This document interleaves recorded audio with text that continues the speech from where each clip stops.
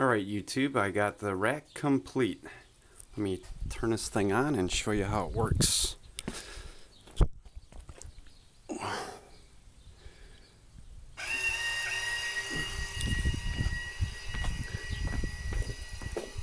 Alright, we'll take a look at her.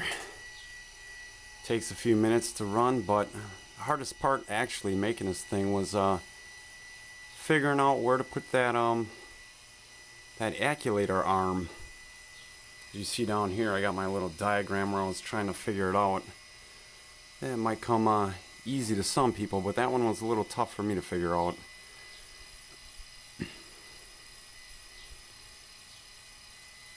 Everything tilts nicely.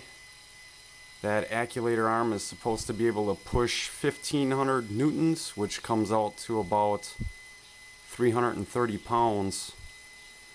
And I could turn this rack by hand. It turns pretty easy. The only thing I gotta do yet is finish the feet and disassemble it to get it on the roof. It's a little too heavy. This thing's about 500 pounds probably. Alright, this thing is supposed to shut off when it reaches maximum length automatically. Just go run over there and stop it. Yep, it shut off. Alright, I'll disconnect it.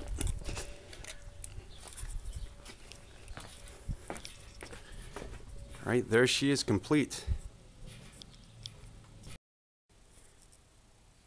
Alright, I put a square on it. This thing is about 66 degrees. The west panel is actually about 13.5 inches off the ground. I put a drywall square on it so you could see the angle. This, even fully extended, will not block out any of the other panel. The sun will go straight through and hit all of this panel here on the west side. And same when it goes to the east. I don't know if I mentioned before, this was 14 sticks of 12 foot 1.5 by 1.5 by 1/4 inch steel. It cost approximately $350, and this is only rack 1 of 2. Now I'll let it run as if the sun were setting. Switch this around.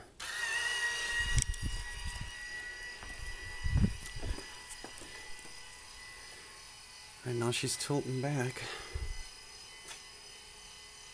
You'll see how straight these are too. Looking down there, they came out pretty straight.